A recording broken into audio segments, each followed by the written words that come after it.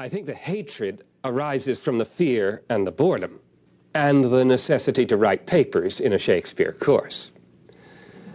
But the real villain, the real creator of boredom and fear and hatred, is not, I think, the fact that Shakespeare wrote long ago and therefore requires footnotes. Footnotes are a necessary evil. But the real villain is excessive footnoting, excessive explanation, or the wrong kind of explanation. In the American educational system, I think the real villain is the high school class that spends too much time on a single play, months and months. There are many good high school teachers of Shakespeare. There are many good class sessions on Shakespeare in high school.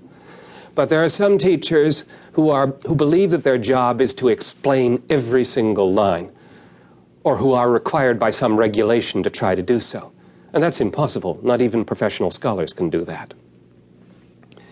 And most teenagers don't have the attention span to devote 2 months to a single text, even if it's as good as Hamlet or Macbeth. I think you should have them read it, show them a videotape, devote some classes to the big things. I think a good idea is to have them try to act out a few scenes and get into it that way, and then move on to something else. Doing more with an individual text with young readers can kill a play, chop it up, dissect it, make it cease to be a play. Every teacher who has done well in teaching a Shakespeare play gets told by a student, "You made it come alive." Now, the student means that as a compliment, and I'm always gratified when a student says that to me. But I also feel a bit of an imposter in receiving such a compliment. I'm not the one who made it come alive. Shakespeare is alive. Oh, Shakespeare the man died in 1616, but the plays have remained alive. They don't require artificial resuscitation. If you get on the right wavelengths, their life will reach you.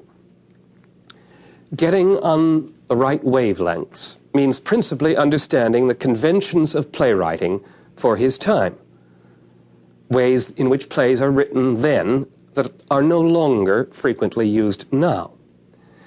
If you once grasp how the lines work, how the verse works, how the scenes build, how the characters are poised against each other, how the plot lines echo one another, the plays will give you their vitality.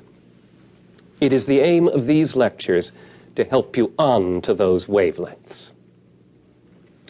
Now, I've given 2 series of lectures on Shakespeare for the teaching company before. I'm very pleased to be asked back to do more.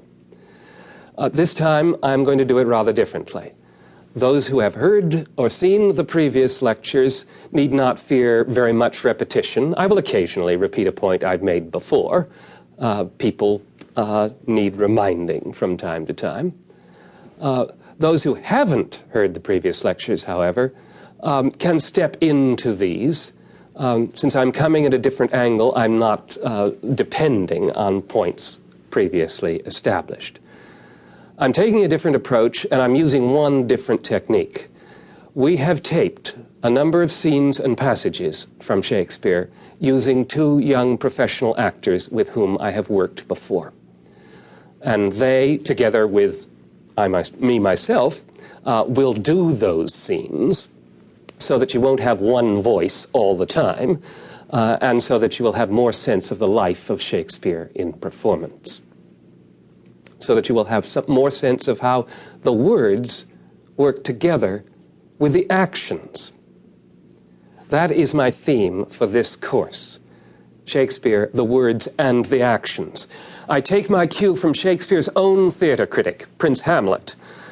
Before the Mousetrap play, he tells the traveling players who have come to Elsinore that they should suit the action to the words and the words to the action. Now, he's talking specifically about individual words and particular gestures. For the words, they should speak the speech trippingly upon the tongue. Do not mouth the words as some of our players